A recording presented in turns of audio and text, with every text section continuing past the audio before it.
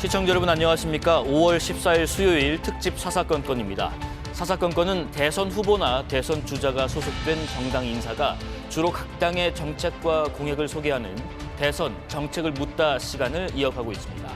오늘은 여성 후보가 없는 이번 대선에 스스로 페미니스트라고 주장하는 거리의 변호사 민주노동당 권영국 대선 후보와 이야기 나눠봅니다. 안녕하십니까? 네, 반갑습니다. 반갑습니다. 이번 대선에서 더불어민주당 이재명 후보가 중도 보수를 표방을 하고 있습니다. 네. 그러다 보니까 진보 정당의 간판으로 출마한 유일한 후보가 아마 권영국 후보이실 것 같은데 시청자분들에게 이제 거리의 변호사이자 유일한 진보 정당 간판의 후보로서 한번 말씀 부탁드리겠습니다. 예, 저는 원래는 그 공장에 취업했던 노동자이기도 했고 노동조합을 설립했다는 이유로 해고된 노동자입니다. 그리고 나서 변호사가 되었는데 노동인권 변호사라고 많이 불리어지고 있습니다. 그것은 그동안 노동자들의 어떤 피해 현장, 또 노조 파괴, 산재, 중대재해로 인해서 고통받는 유족들, 또 임금 체불이라든가 여러 이제 피해를 입었던 그런 이제 노동자들하고 함께 해왔습니다. 그리고 특히 이제 유족들하고 함께 해왔기 때문에 이제 이 현장에서 주로 많이 있었죠. 왜냐하면 법원은 멀리 있고 주로 이제 현장에서 인권 침해가 일어났기 때문에 그래서 가장 먼저 뛰어갔던 변호사였습니다. 그래서 거리의 변호사로 호칭이 됐습니다. 근데 아마 다른 후보들은 주로 이제 공직도 있고 여러 이제 정치 활동을 많이 했기 때문에 매우 세련되어 있습니다. 근데 저는 삶의 현장에서 함께 해왔기 때문에 오늘 아마 여러분께 매우 좀 투박한 모습으로 처음으로 인사드립니다. 그래서 오늘 권영국 후보 잘 기억해 주십시오. 네, 고맙습니다. 아직까지는 세련되신 것 같습니다. 여기 오른쪽 가슴에 있는 작업 중지권 쟁취라고 적혀 있나요? 표식은 또 뭔가요? 이게 이제 지난 4월 28일이 산재 노동자의 날이었습니다.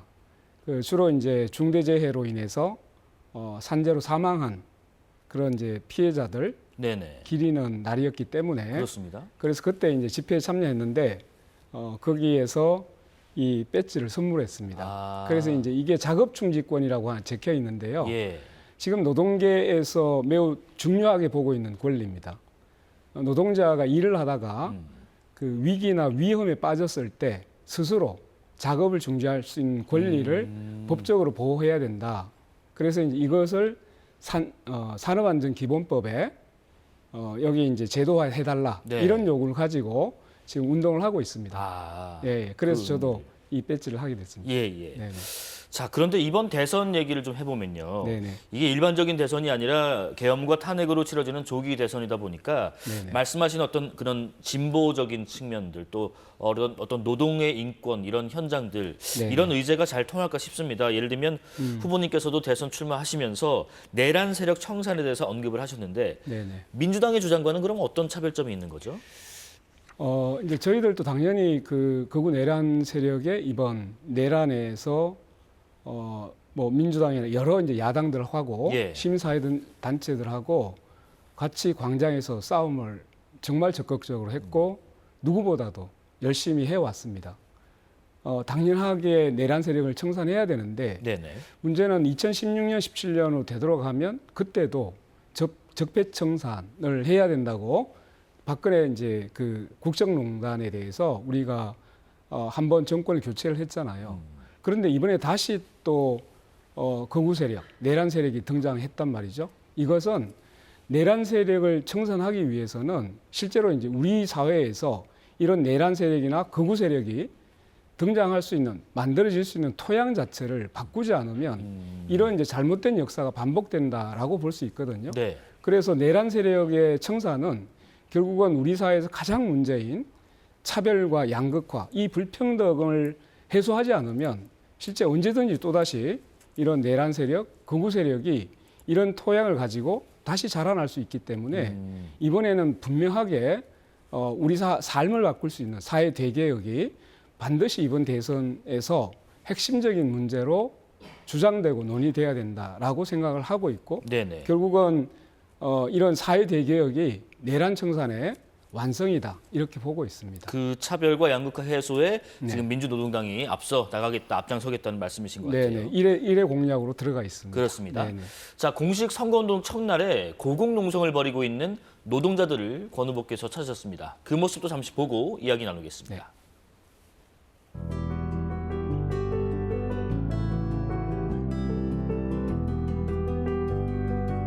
항상 걱정도 되고 또 궁금했습니다. 늘 고궁에 올라와야만 자기 목소리를 전달할 수 있는 우리 노동자의 현실이 대단히 마음도 아프고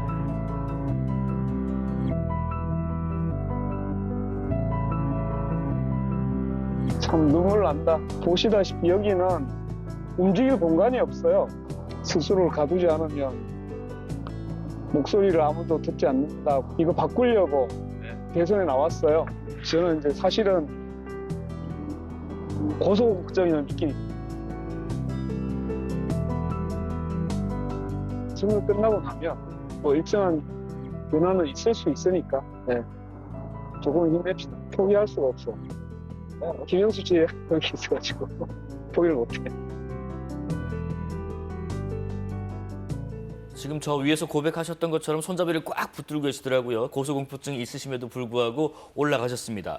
스스로 가둬야 목소리를 듣는 현실을 바꾸겠다라는 말씀하셨는데 이게 어떻게 바꾸시겠다는 건지. 예를 들면 지금도 많은 분들이 사회 곳곳에서 목소리를 공개적으로도 내고 있지만 잘 반영되지 않는 경우가 많거든요. 네. 어떻게 할 건지를 이야기하기 전에 예. 지금도 고공농성을 하고 있는 우리 노동자들을 호명을 안 할 수가 없습니다. 네.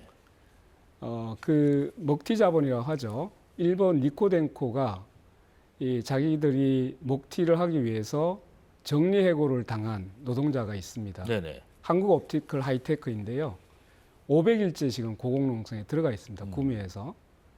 또 아까 이제 거통고 지회는 화나오션이라고 하는 원청 회사가 하청 노동자들의 교섭 요구를 완전히 거부하고 무시하고 있습니다. 예. 자신들의 목소리를 사회적으로 들려주기 위해서는 저 높은 곳에 가지 않으면 아무도 관심을 갖지 않는다고 해서 벌써 저 좁은 공간이 60일입니다. 예. 또 한 사람이 더 있습니다. 명동에 가시면 세종호텔이 있습니다. 세종호텔에 그 노동조합원들을 표적 해고를 했어요. 코로나19를 이용해서. 그래서 지금까지 정리해고 투쟁을 하고 있는데 아무도 지금 목소리를 듣지 않습니다. 그래서 그 앞에 있는 그 구조물 위에 또 올라가서 벌써 100일이 되고 있습니다. 예. 이 노동자들이 분명히 헌법에는 노동자들이 자신의 근로조건의 향상을 위해서 노동 3권을 가진다고 되어 있잖아요. 네네. 그런데 교섭을 요구해도 아무도 듣지 않죠.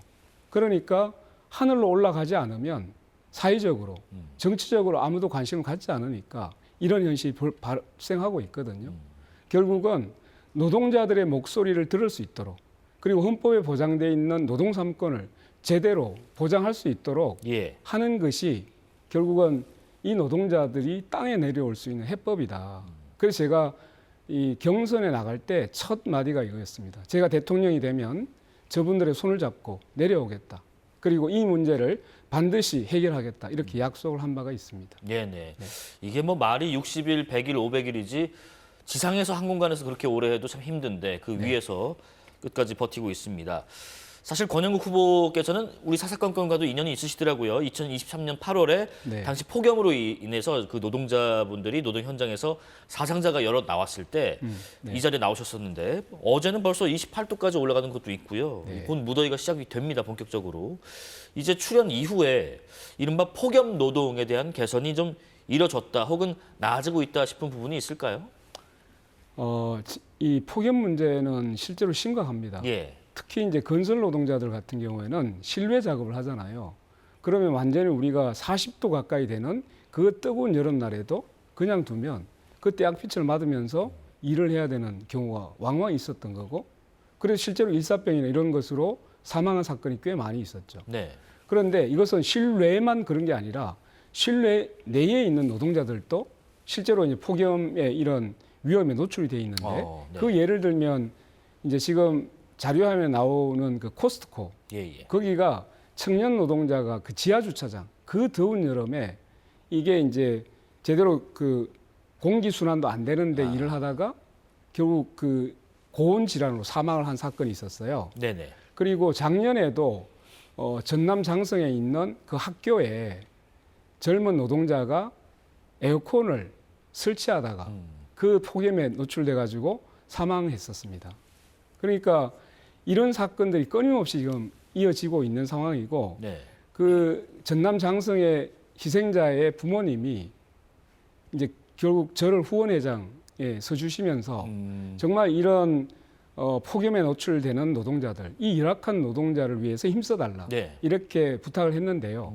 이런 희생들 때문에 산업안전보건법이 작년에 폭염에 대해서 건강상의 장애를 일으키지 않도록 보건상의 조치를 해야 될 의무를 일단 법안에는 들어갔습니다. 아, 예, 예. 그런데 시행령이나 시행규칙이 아직도 전혀 이루어지고 있지 않아서 결국은 노동부가 휴게 시간, 폭염 때 휴게 시간을 좀 주는 것, 이걸 권고하는 수준에서 아직 크게 달라진 게 없습니다. 그렇기 때문에 시행령과 시행규칙을 빨리 고쳐서 네. 적어도 에어컨이 필요한 것은 에어컨, 또 야외에서 일을 하는 사람들 같은 경우에는 일정한 온도 이상으로 올라가거나 할 때는 작업을 중지하도록 해야 됩니다. 그 중에 하나가 스스로 작업 중지권을 부여하도록 해서 자기 스스로가 보호할 수 있도록 하는 권리도 네. 함께 보호돼야 된다고 생각합니다.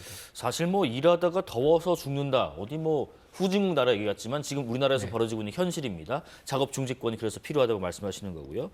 자, 이 얘기 좀 여쭤볼게요. 우리가 그 보통 진보, 좌파 뭐 이렇게 얘기를 하면은 네네. 뭐 가진 자의 것을 나눠주는 개념으로 인식하는 사람들이 적지 않은데 네네. 권영국 후보께서 희망하는 일하는 사람들이 정말로 잘 사는 사회, 이런 사회는 어떤 사회인지, 역시 가진 자들의 것을 분배하는 역할을 좀 중점을 두실 건지 궁금합니다. 물론 이제 노동자들이 자기가 일을 해서 자기 스스로 그 일한 대가로 받는 적어도 임금이나 예. 급료를 가지고도 충분히 뭐 풍족하지 않더라 하더라도 안전하게 행복하게 살 수 있는 정도는 돼야 된다는 것인데, 근데 그 문제를 들어가기 전에 아마 기상캐스터 오요한나 고유한나 씨. 예, 예. 네네. 그분이 실제로 이제 직장 내 괴롭힘으로 사망했다는 사실이 거의 밝혀져 있습니다. 그런데 그 직장 내 괴롭힘은 근로기준법에 지금 처벌 그게 이제 해서는 안 된다고 하는 의무 조항을 두고 있거든요. 예. 그런데 이 오요한나 기상캐스터가 실제로는 방송국에 소속돼서 일을 하는 노동자인데 프리랜서로 돼 있어요. 그러니까 그 근로기준법 적용이 안 되는 겁니다. 직장 내 괴롭힘의 규정을 적용받지 못하는 거예요. 이런 노동자들이 너무 많습니다. 네. 지금 우리가 보통 얘기하는 특고, 프리랜서, 플랫폼 노동자 이런 부분들이 모두가 다 근로기준법에 적용받지 않는 그냥 일반 사업자처럼 돼 있어요. 그러니까 실제로 보면 일하는 사람들을 위한 나라가 되려면 적어도 최저 기준을 정하고 있는 근로기준법은 헌법에서 인간의 존엄성을 보호하도록 법률로 정한다고 할 때 그 최저 기준을 정한 근로기준법입니다. 이 근로기준법은 일하는 모든 노동자들에게 전면적으로 적용되지 않으면 실제로 일하는 사람들을 위한 사회가 될 수가 없습니다. 예, 예. 그래서 저는 누구에게나 일하는 모든 사람들에게 적어도 근로기준법이 다 적용될 수 있도록 해야 된다라는 것이고, 적어도 사회안전망으로 보면 4대 보험 있잖아요. 예. 4대 보험을 적용해야 되지 않습니까? 그런데 이 프리랜서라든가 이런 이제 특고 같은 경우에는 완전히 노동자이면서 노동자가 아니라고 취급되고 있어서 실제로 법 밖에 있는 노동자들이 너무 많고 이런 문제를 해결하는 것이 바로 지금 일하는 사람들을 위한 바로 그런 사회를 만들 수 있는 가장 첫 출발이다, 이렇게 말씀드릴 수 예. 있습니다. 뭐 고용 형태가 어땠든 간에 네. 근로기준법 안에 들어와서 일할 수 있는 그런 사회가 돼야 된다는 말씀이신 것 같아요. 네네. 그게 지금 그 숫자가 예. 1,500만 원 가까이 됩니다. 근로기준법을 적용받지 못하는 네네. 노동자. 거의 경제활동 인구의 절반 가까이로 지금 늘어나고 있는 이 현실을 우리가 이번 대선에서 정말로 방치해서는 안 된다, 이런 말씀을 꼭 드리고 싶습니다. 증세를 통해서 불평등을 해소하겠다라는 말씀도 하셨던 것 같은데 네네. 그러면 더 많이 벌수록 더 내라, 혹은 구체적으로 어떤 내용일지 싶습니다. 원래 이제 근대 국가가 만들어질 때 그 근대 국가를 지탱하는 것은 국민들이 내는 세금이었거든요. 그러니까 소득이 있는 곳에 세금 있다. 이게 원래 이제 조세 정의 개념 아닙니까? 그렇습니다. 그런데 지금 어느 시기부터 부자 감세 경쟁을 끊임없이 하고 있어요. 계속적으로 아래로 내려가고 있는 아래로 내려가는 경쟁을 끊임없이 하고 있는데 예. 지금 이번 그 출마한 후보들도 모두 감세 경쟁을 서로 치열하게 하고 있는 것 외에는 보이는 게 없습니다. 우리가 윤석열 정권 들어와 가지고 부자 감세로 이미 2023년, 2024년에 87조 원의 세수 결손이 발생했습니다.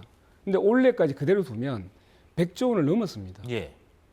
이 1년 예산의 거의 6분의 1, 7분의 1의 엄청난 세수 결손이 발생하고 있어서 실제로 이제 복지나 이런 데 들어가는 것이 엄청나게 삭감되고 있거든요. 자, 그런데 하나를 보겠습니다. 네. 이준석 후보가 지자체들끼리 감세 경쟁을 시킨다고 합니다. 이게 세금이 우선 우리가 경매에 붙이는 겁니까? 이렇게 하면 기업은 결국은 기업만 도와주고 세금을 통해서 우리가 정말로 자기를 보호할 수 없는 그런 이제 빈곤층 또 사회적인 그 약자들을 실제로 이 재정을 통해서 보호를 해야 되는데 이런 것들을 그럼 어떻게 하겠다는 건지 결국은 빈곤층에 있는 사람들을 내몰라라 다 죽으면 내몰 건지 여기에 대해서 분명히 답변해야 됩니다. 예. 그래서 저희들 이렇게 민주노동당은 지금 이제 그 상속세의 최고세율이 낮아졌어요. 원래 50%였는데 그렇습니다. 저희들은 이 최고세율을 90%로 인상해서 적어도 청년들이 균등하게 사회생활을 할 수 있도록 청년 기초 자산제를 실시해야 된다 이런 예. 주장을 하고 있고요. 두 번째는 그 국민의힘하고 민주당이 서로 합의해서 금융투자소득세를 폐기해 버렸잖아요. 저는 되돌려야 된다고 생각합니다. 왜? 소득이 있으면 세금 있어야 세금이 있어야 되잖아요. 된다. 예. 그러면 이걸 가지고 청년 일자리 그리고 지방에 여러 가지 어려움이 있을 때 공공투자를 할 수 있도록 지방 공공은행에 그 씨앗으로 삼을 수 있겠다 이런 생각을 하고 있습니다. 네. 마지막으로 순자산 100억 이상의 자산을 가지고 있는 이 이제 경우에는 우리 보면 사회 계층으로 보면 아주 소수의 100억 정도 가지고 있으면 정말 초부자거든요. 여기에 대해서 3% 정도의 최대 세금을 해서 이걸 가지고 공공의료, 돌봄 사업, 에너지 전환 사업 이런 정말 공공성으로 사용하면 우리 사회가 훨씬 더 안전한 사회 그리고 또 많은 사람들이 정말 어렵지 않게 서로 보호하고 공동체를 통해서 우리 삶을 유지할 수 있지 않을까라는 예. 생각을 가지고 있습니다. 100억 정도 이상의 자산가에게는 3% 정도의 최대 세제를 불려서 부유세를 예, 해서 그거를 공익적으로 활용을 한다라는 말씀까지 하셨습니다. 그렇습니다. 저희가 앞서 소개해드린 것처럼 그 후보님께서는 스스로 페미니스트라고 주장을 하시는데 네네. 대표적으로 어떤 인식을 가지고 활동을 하시는지요? 원래 이제 페미니즘의 그 기원을 보면 예. 유럽에서 여성들에게 이제 투표권이 주어지지 않았어요. 그래서 이제 이 참정권이라고 하죠. 그래서 여성에게도 참정권을 달라 이렇게 이제 시작이 됐던 거고 지금도 보면 이제 우리 이제 대한민국의 절반 이상이 여성이지 않습니까? 예, 예. 근데 여전히 차별과 불평등이 너무 많아요. 우리가 이제 구조적 성차별이 없다고 하는데 실제로 직장에 들어가면 그 일단 직장에 들어갈 때부터도 여러 가지 이제 차별이 있고 그다음에 이제 그 임금 차별도 있고 유리천장이라고 하잖아요. 실제로 이제 회사의 고위직 간부들을 보면 여성의 비율이 지나치게 낮습니다. 아직도 뭐 첫 여성 무슨 임원 탄생 이런 기사들이 왕왕 네, 나오죠. 그게 이제 오히려 화제가 되는데 네네네. 그럴 정도로 지금 유리천장이라 할 만큼 구조적인 성차별이 존재하고 있는 거고 특히나 이제 그 행정부라든가 또는 국회로 들어가 보더라도 실제로 여성이 차지하는 비율이 현격히 떨어질 수밖에 없잖아요. 예. 자, 그러면 우리 사회 절반을 차지하고 있는 여성들에 대해서 이게 성차별이 없다라고 볼 수 있냐. 특히나 이제 직장에 들어갔을 때 임금 문제에 있어서도 이미 거의 37% 정도의 적게 받고 있거든요. 자, 이런 문제를 해결하기 위해서는 결국은 이러한 차별과 불평등의 문제를 해결하는 것이 페미니스트이거든요. 그래서 지금도 보면 장애인 고용 형태 또는 뭐 성별이나 이런 부분에 대해서 네. 거기에 저항하는 것이 페미니스트이기 때문에 저는 당연히 차별과 불평등에 지금까지 맞서 싸워온 한 인권 변호사로서 네네. 당연히 페미니스트를 자처할 수 있다고 생각하고 있습니다. 자, 지금 그 여성 관련 공약을 잠깐 보면요. 네네. 여러 가지 공약을 내세우셨지만 대표적으로 지금 이제 여성가족부 폐지 관련된 그 논의가 상당히 그동안 있었는데 이것을 되레 성평등부로 강화하겠다라는 공약 중에 하나가 있습니다. 그 외에도 이제 여러 가지 공약들이 있는데 우선은 개혁신당 이준석 후보가 저희 사사건건에서 나와서도 이 여성가족부를 폐지하고 가족 청소년 정책은 복지부로 또 양성평등 업무는 국가인권위원회로 네. 이관할 뜻을 밝혔는데 잠깐 그 얘기 듣고 왜 성평등부로 강화하시려는지 제가 이유를 좀 들어보겠습니다. 네. 과거 김대중 정부 시절에 생겼을 때는 호주제 폐지부터 시작해서 대한민국에 오랜 기간 누적되어 있던 제도의 변화에 있어서 역할을 한 건 사실입니다. 그런데 이제 그 역할이 다 하다 보니까 계속 여성 업무와 관계없는 것들 끌고 들어가지고 부처의 생명을 유지하려는 그런 움직임만 보이고 있습니다. 이 정도 비효율이면 이제 사라질 때가 되었다 이런 생각을 하고요. 여성이라고 하는 것 중에서 여성 인권에 해당하는 부분들은 국가인권위원회로 통합시키면 되는 겁니다. 자, 권 후보님께서 그 반박 내지는 성평등부로 강화하시겠다는 취지를 좀 설명해 주시겠어요? 네, 저 지금 주장은 엉터리 주장입니다. 엉터리요. 네. 예. 왜냐하면 국가인권위는 집행하는 기구가 아닙니다.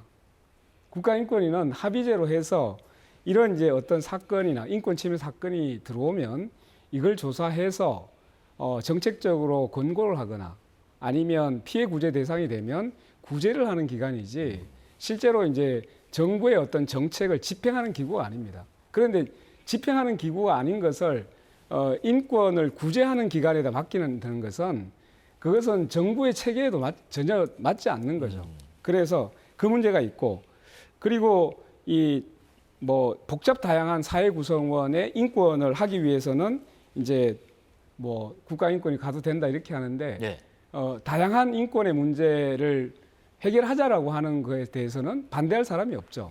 근데 다만 이제 문제가 되는 것은 그럼 그동안 이제 구조적 성차별이 지금 앞서서 제가 말씀드렸듯이 여러 가지 이제 이미 직장에 들어갈 때부터 간부라든가 임금에서부터 여러 차별들이 존재하고 있는데 이것을 해결하는 방법은 그러한 집행기구를 두고 철저하게 이 차별을 성평등을 집행할 수 있는 기구가 필요하잖아요. 예. 그런데 그러면 오히려 여성가족부를 폐기할 것이 아니라 더 강화해서 지금 현재 이 구조적인 성차별이 존재하는 것을 빠른 시일 내에 빨리 회복하려고 하는 어떤 차별을 없애려고 하는 그런 정책을 강화하는 것이 필요한데 오히려 스스로도 역주행을 하고 있다. 거꾸로 가는 정책이다. 네, 그리고 하나 더 예. 말씀드리면 계속적으로 지금 이준석 후보는 여성과 남성을 갈라치기를 해요.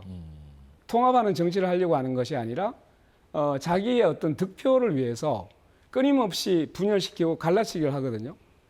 이렇게 되면 사실 40대 윤석열을 다시 보는 그런 느낌을 받습니다. 그래서 저는 이렇게 좀 충고를 해드리고 싶어요. 네.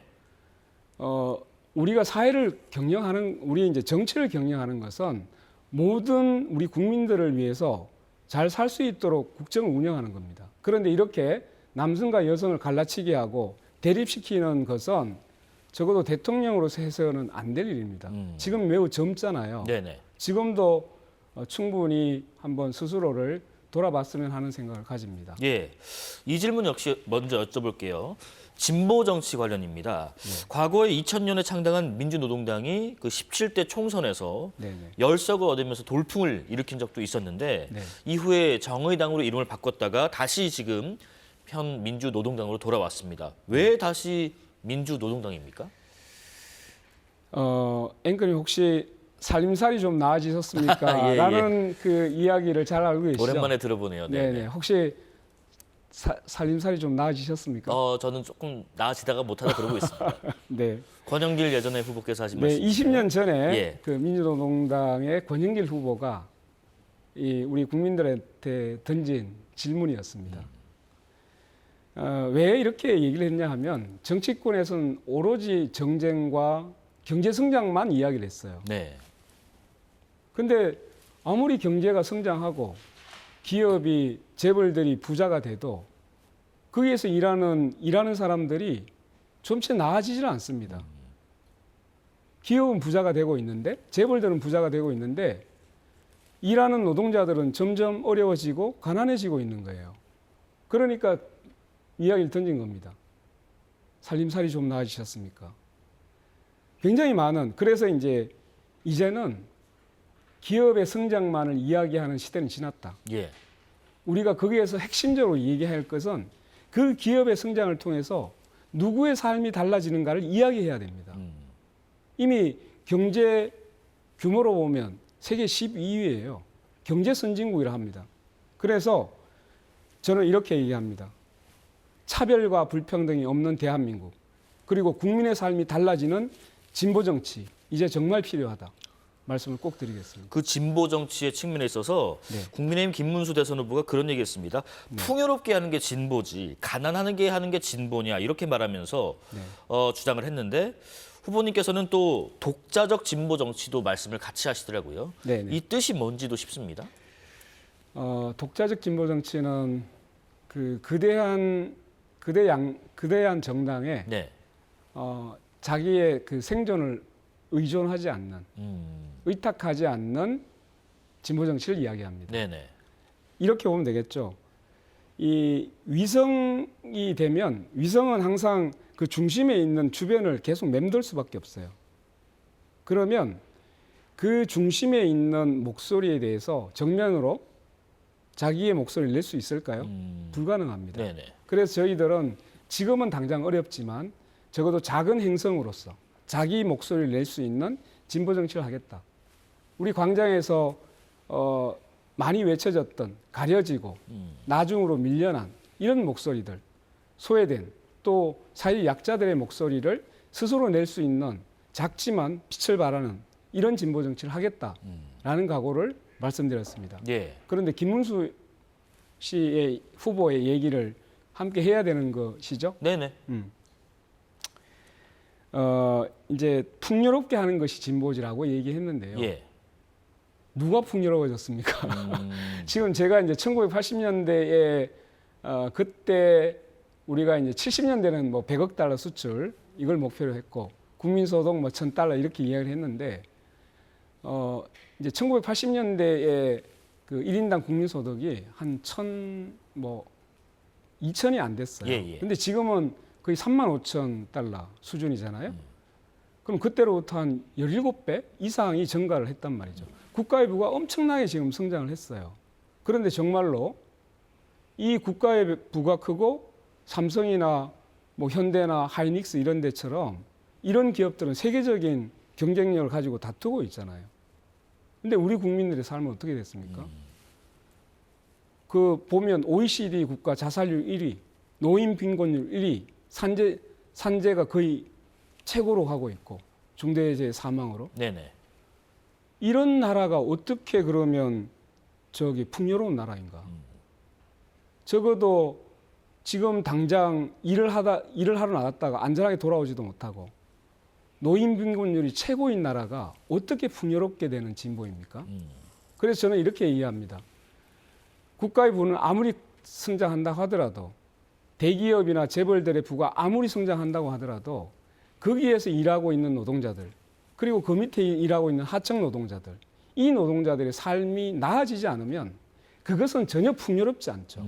오히려 사회적 양극화로 국론이 분열되고 국민이 훨씬 더 힘들어지는 사회로 가는 겁니다. 그래서 저는 이렇게 이야기합니다. 성장이라고 하는 것에는 그 성과의 결실이 같이 나누어질 수 있는 사회로 가지 않으면 예. 그러한 성장은 정말로 허구에 불과하다라는 말씀을 꼭 드리겠습니다. 네네.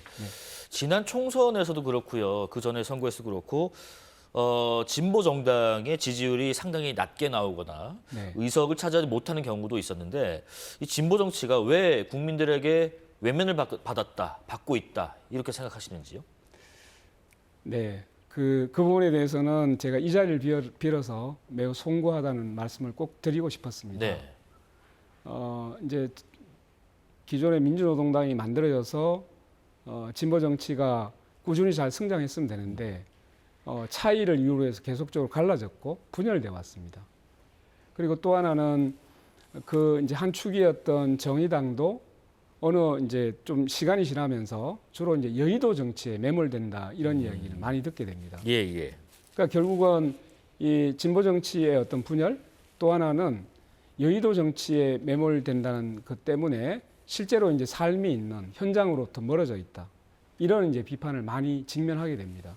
그래서 제가 이번에 나오게 된 것은 바로 이 이제 갈라지고 분열돼 왔던 이 진보 정치, 우리가 이제 노동자, 서민, 사회적 약자, 또 소수자들 위한 정치를 하겠다는 진보 정치가 다시 좀 모여서 한 목소리를 내자. 그래서 이제 이번에 사회대전한 대선연대회의를 여러 시민사회단체와 노동당, 녹색당과 함께해서 지금 대선에 공동대응을 하고 있고 네. 그 희망을 만들어가고 있습니다. 그래서 또 하나는 지금 이제 바로 노동자 서민들의 목소리를 민주노동당의 초기에 그 초심으로 돌아가서 정말 열심히 대변하겠다 이런 이제 목소리를 내시면 아마 국민 여러분께서도 그런 희망을 가지고 저희들에게 주목해 주실 거라고 기대해 보겠습니다. 예. 거대 양당 후보들에게 이번 대선에서 표심이 쏠리는 현상이 계속해서 나타나지 않을까 하는 의견이 있는데 이에 대해서 좀 대비책도 있으실지 궁금하네요. 역시 현장에 답이 있나요? 뭐 이번 이제 그 선거는 누구나 다 알고 있습니다. 이미 이제 윤석열 정권 또 내란 세력에 대한 심판 선거로 우리 이제 시민들과 국민들은 그렇게 인식하고 있어요. 네. 그래서 저희들도 내란 세력을 제대로 청산하는 대선이 돼야 된다고 생각을 합니다.